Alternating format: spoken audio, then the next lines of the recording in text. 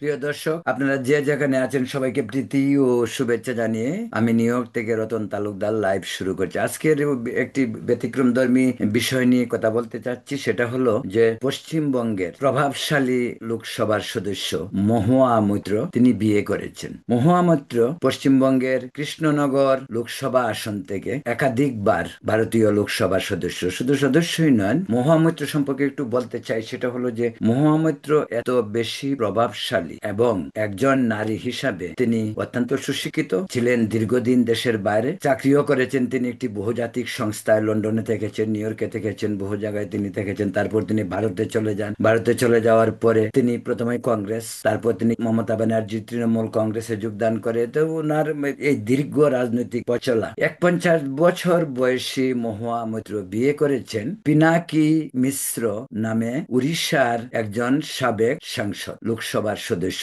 তিনিও প্রায় 3বার তিনি ছিলেন। এবং এখন যে লোকসভা, সেই লোকসভায় তিনি নেই, কিন্তু এর আগে 3টি লোকসভায় তিনি সদস্য ছিলেন। গত লোকসভার নির্বাচনে তিনি দলীয় প্রার্থিতা পদ পাননি বলে নির্বাচন করেননি। এখানে একটি বিষয়ে বলা দরকার, সেটি হলো যে জানা যায় যে মহুয়া মৈত্রর সঙ্গে পিনাকি মিশ্রের দীর্ঘদিন সম্পর্ক, প্রেমের সম্পর্ক ছিল অবভিয়াসলি।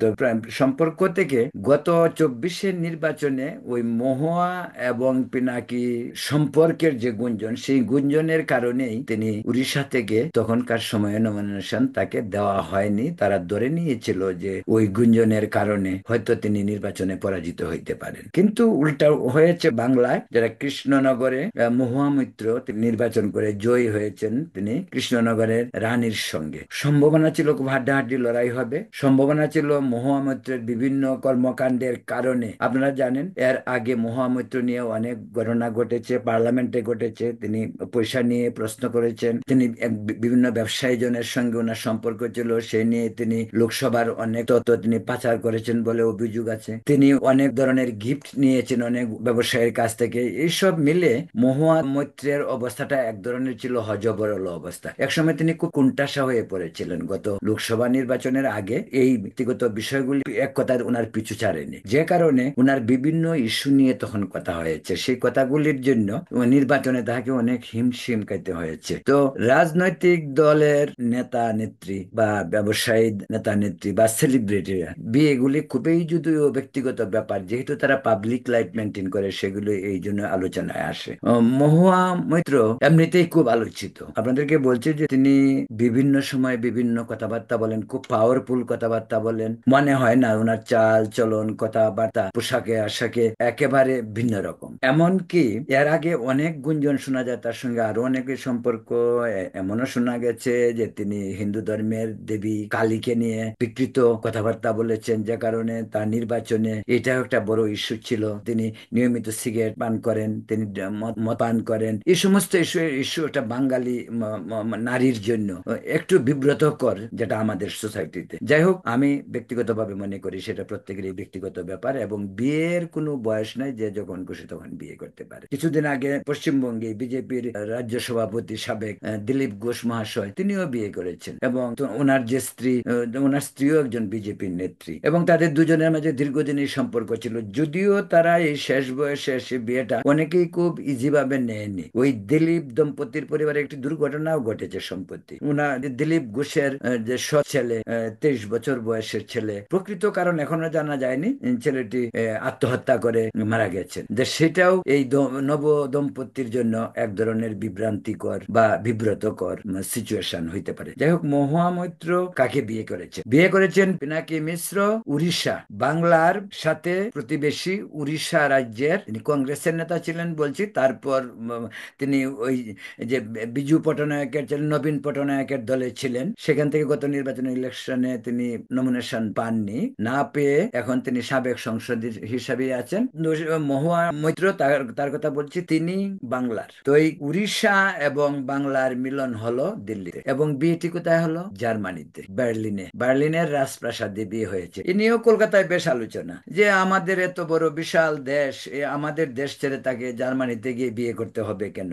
ওই রাজপ্রাসাদে বিয়ে করতে হবে কেন? এবং এখানে আরো অনেক প্রশ্ন আসছে যে বিয়েতে মহুয়া মৈত্র ভীষণ উচ্চবিলাসী। আগেই বলছি যে তিনি বিভিন্ন ব্যবসায়ীর কাছ থেকে অনেক পয়সা টয়সা নিচ্ছেন, অনেক গিফট নিচ্ছেন, নিয়েছেন, এমনও গিফট তিনি নিয়েছেন যে ওনার একটা হ্যান্ডব্যাগের দাম ভারতীয় মুদ্রায় 1,60,000 টাকা। এবার তিনি যে শাড়িটি পরে বিয়ে করেছেন সেই শাড়িটির দাম বরং ব্যাগের দামের চেয়ে অনেক কম, 1,40,000 টাকার বেনারসি। তো মহুয়া মৈত্র সবসময় একটু ব্যতিক্রম ধর্মী, এমনিতে খুব লাক্সারিয়াস, আবার বিয়ের সাজে তাকে খুব সিম্পলই মনে হয়েছে, তেমন স্বর্ণালঙ্কারও নেই, বা যা ছিল খুব ট্রেডিশনাল বাঙালি বধূরা মা বোনরা যে ধরনের অলংকার বিয়েতে ইউজ করে, অনেক আগের কথা বলছি সেইগুলি। একইভাবে পিনাকি মিশ্র তিনিও সাদাসিধে লোক, তবে তিনিও অনেক পয়সার মালিক। রাজনীতিবিদরা যা হয় সবসময়, যে রাজনীতিবিদদের পয়সার কোনো অভাব হয় না, যে কারণে যে আজকে যে বিয়ে করতে গেলেন উনি যে বার্লিনে, সেটা নিয়ে কিন্তু অনেক অনেক আলোচনা হচ্ছে যে কেন বার্লিনে গিয়ে বিয়ে করতে হবে।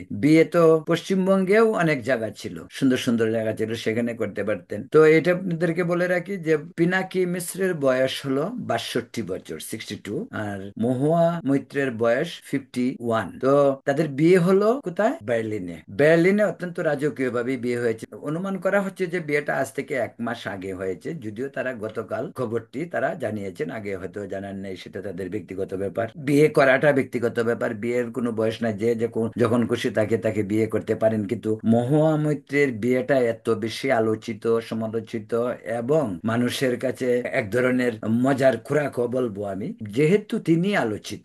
মহুয়া মৈত্র খুদ নিজে আলোচিত, ভারতীয় লোকসভায় তিনি কাঁপিয়ে তোলেন, বিভিন্ন সময় তিনি প্রধানমন্ত্রীর সঙ্গেও তর্কে যান, একাধিকবার তিনি লোকসভা থেকে এক্সপেলড হয়েছেন। বিদেশিদের সঙ্গে ওনার ছিল প্রচন্ড যোগাযোগ বিভিন্ন ধরনের স্বার্থের কারণে, এমনকি পাসওয়ার্ড, লোকসভার পাসওয়ার্ড অ্যান্ড লগিং এসব দিয়ে অন্যদেরকে তিনি ইমেইলের মাধ্যমে প্রশ্ন করতেন। সেই প্রশ্ন সেগুলি নিয়ে অনেক আলোচনা হয়েছে ভারতীয় লোকসভায়, এবং তিনি তার বিরুদ্ধে কেস, যে কেসগুলি ইডি সিবিআই তারা ইনভেস্টিগেট করছে, সেটি এখনো কিছু জানা যায় নাই, যেটা হয় আর কি, কেস যতদিন চলে চলবে। এবার যে গত 24-এ নির্বাচন করলো, সেই নির্বাচনে মহুয়া মৈত্র তিনি বেরিয়ে আসবেন কিনা সেটা নিয়ে অনেক ধরনের জল্পনা কল্পনা ছিল। উনার বিপরীতে ছিল কৃষ্ণনগরের মহারানী। যাই হোক, শেষ পর্যন্ত মহুয়া মৈত্র বেরিয়ে এসেছেন, এবং এই বেরিয়ে দ্বিতীয়বার আবার পার্লামেন্ট, কারণ তারও যথেষ্ট সন্দেহ ছিল তিনি বেরিয়ে আসতে পারবেন কিনা। দ্বিতীয়বার এসে তিনি আরো বেশি মারমুখী হলেন, এবং তিনি